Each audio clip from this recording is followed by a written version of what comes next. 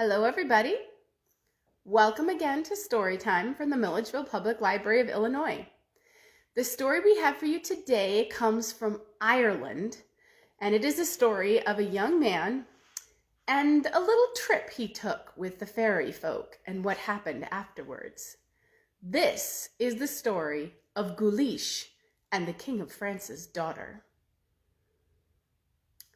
Once, a long time ago, there was a farmer who had a son, and his son's name was Guleesh. Guleesh was a very good boy. He did his work around the farm. He helped his father. He helped his mother. He worked hard. But at night he liked to go to the hill near the farm. Many people in the village said it was a fairy hill. Guleesh wasn't sure about that, but it was possible, he supposed.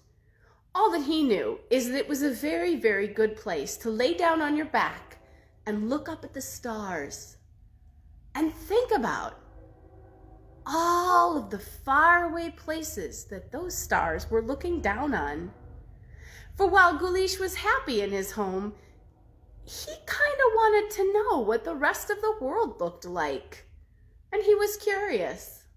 And so he would go many nights and lie on his back on the fairy hill and look up at the stars. Well, one of the nights when Guleesh went out to do that happened to be All Hallows Eve. And most people know that it is not a good idea to go out on All Hallows Eve.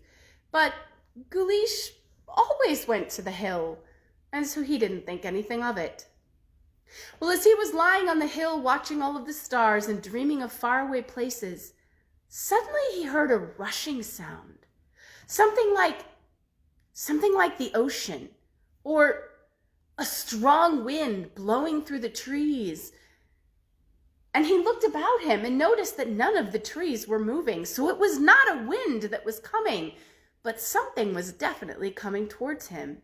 And suddenly all around the fairy hill was a swirling and a whirling of sounds and voices, and Guleesh realized that he was in the middle of a group of the fairy folk.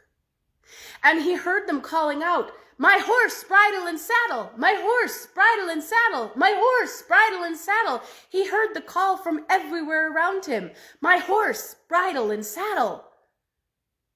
And so Guleesh thought, well, they appear to be going somewhere. And why shouldn't I go along? Perhaps I can see something else of the world. And so, greatly daring, Guleesh called out too, "My horse, bridle, and saddle!" Instantly, standing there in front of him, was a horse with a bridle and saddle on it. And Guleesh jumped up onto the back of the horse, and suddenly he could see many other horses spread out around him, with the fairy folk sitting in the saddles. One of the fairies called out to him, "Guleesh, are you coming with us this evening?" And Guleesh called out, "I am." "Well, come along then," said the fairy, and off they rode, across the wind, across the land, faster than the wind. In fact, they outran the wind. The wind was left behind them, panting for breath. And as they ran, they came closer and closer to the coast of Ireland. And then as they came up upon the brink of it, the fairies began to call out, "High over cap! High over cap!" And so Guleesh called out, "High over cap!" And suddenly his horse was no longer running on the ground, but running through the air, across the land, across the sea, across the great waters. And suddenly the horses all came down again on the ground, and they came to a halt. And there in the distance, Guleesh could see a very big castle, all lit up, bright and sparkling, as though there were a party going on inside. Well, he was quite amazed at what was going on here, but he had no idea where he was. And the fairy called out to him, "Guleesh, have you any idea where you are now?" Guleesh wondered if perhaps the fairies could read his mind. But no, he knew his stories, and he knew that they could not. And so he said, "No, I have no idea where I am." And the fairy said to him, "You are in France, Guleesh. And over there in yonder castle is the King of France and the King of France's daughter. She is the most beautiful woman ever seen on the planet, and she is about to be married to a man that she has never met. but she is going to be married to him. But I think perhaps we might do a bit of mischief. You are flesh and blood, Guleesh. If we put the King of France's daughter up behind you on your horse, she could hold on to you, and we could take her away. She is very sad today, for she is going to marry a man that she does not love. But if I have my way, said the fairy, it won't be a man that she's marrying at all. And then Guleesh felt sorry for the poor King of France's daughter, for she only had two choices: to marry a man she did not know, or to marry a wicked fairy. Those were not good choices. But Guleesh went along with the fairies as they walked toward the palace, and then suddenly one of the fairies said a word, and instantly they were all standing within the palace, invisible to the human eye. Guleesh looked about him. His head was in a whirl. There were so many people and so many colors, and the food on the tables, it made his mouth water, and the bright candles and torches lighting up everything. It was so bright after the darkness of outside, and the people dancing and the colors and the swirling, and oh my goodness, it was making Guleesh's head spin. And so he said to the fairy nearest him, "Which one is the King of France's daughter?" And the fairy raised a hand and he pointed and he said, "That one there." And when Guleesh looked, he saw the most beautiful woman he had ever seen. She had long golden hair and she was very beautiful of face. But there were tears rolling down her face, for she was crying, for she did not want to marry a man that she did not know. Well, Guleesh and the fairies stood out of the way to the side of the ballroom as all of the people danced and celebrated, and then it was time to celebrate the wedding. And the king came and he took his daughter by the hand, and he led her towards the prince that she was to marry. And as he reached out to put her hand into the prince's hand, the little fairy next to Guleesh said a word, and instantly the princess disappeared. No one in the hall could see her except the fairies and Guleesh. And the little man took Guleesh by one hand and he took the King of France's daughter by the other. And they all walked out of the hall together as the place was in uproar trying to figure out what had happened to the princess. Well, they took Guleesh out, and they put him on his horse, and they put the King of France's daughter up behind him, and off they rode across the land, faster than the wind. When they got to the edge of the land and the sea came up before them, they called out, "High over cap! High over cap!" And Guleesh called it out too, and their horses rose into the air and flew back over across the sea and across the land to Ireland. Now they were still in the air when Guleesh began to recognize things underneath him, and he saw below him his father's house.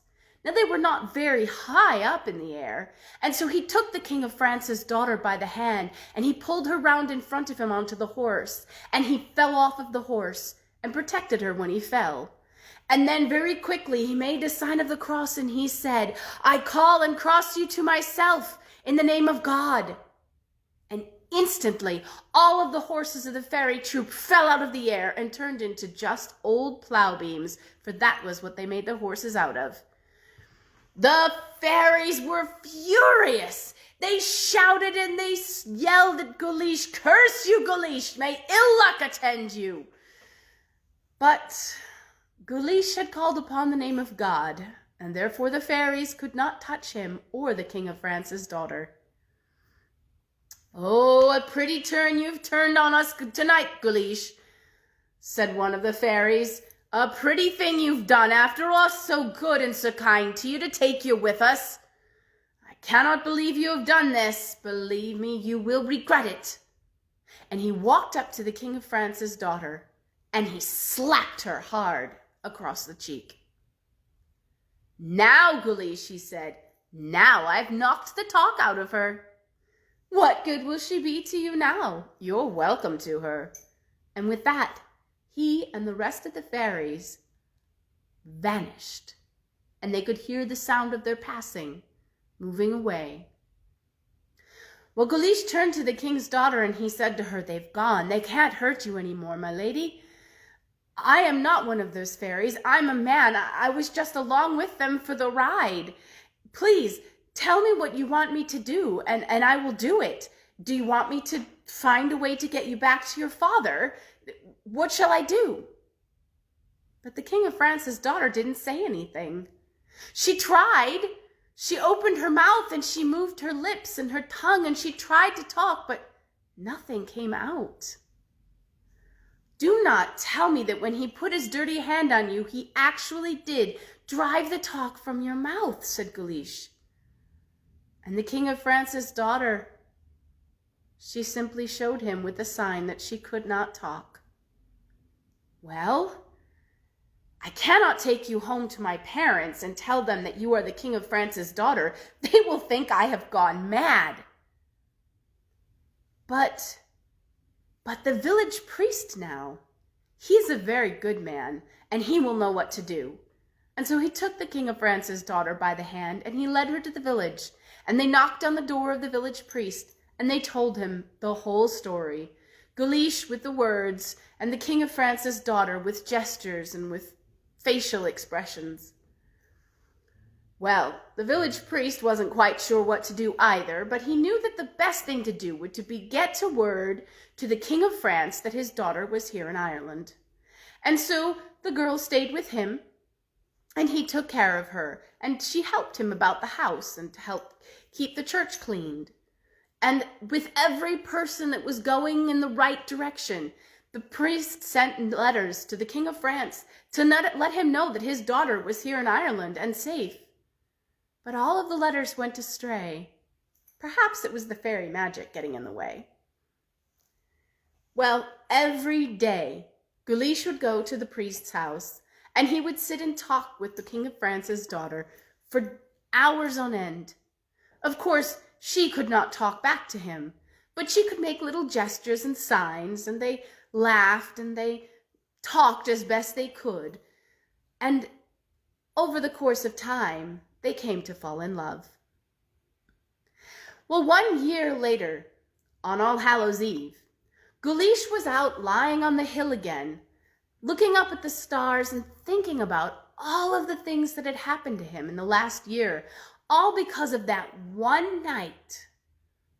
1 year ago today, when he had gone on a trip with the fairy folk. And Guleesh was thinking about the wonder of all of it as the frost came down and the land grew still and quiet. And then suddenly, just as Guleesh was getting up to go home, he heard a sound of the rushing of the wind. And there was suddenly the fairy host whirling about him again, and they were all calling out, "My horse, bridle and saddle! My horse, bridle and saddle!" And so Guleesh took courage, and he said, "My horse, bridle and saddle!" But one of the fairies heard him, and they said, "Guleesh, are you here again? I do not think you will try to trick us again. There's no use you calling out for a horse. Not going to happen again. We will not let it happen again." "Oh, he won't do it again," everyone else said. And so Guleesh turned away to go home. But as he was making his way down the hill, he heard a couple of the fairies talking. Isn't he the likely lad? To take a girl to him who hasn't said a word to him all year long, and never will. Isn't it silly? Oh, it is silly, it is silly. Perhaps he simply likes to look at her. If the dolt only knew. There's an herb growing by his own back door that would soon make her well again. Oh, that's true, they all said. He is a dolt. Don't bother about him. It's time to be going. And with that, they rose off into the air and disappeared. Now Guleesh was standing there, thinking. He wasn't sure. Perhaps the fairies had thought that he had gone far enough that he couldn't hear them. Or perhaps they were just careless. Or perhaps they were playing a trick. And if there was an herb by his back door, it would kill the princess. He did not want that. There was only one way to figure this out. And so Guleesh headed home.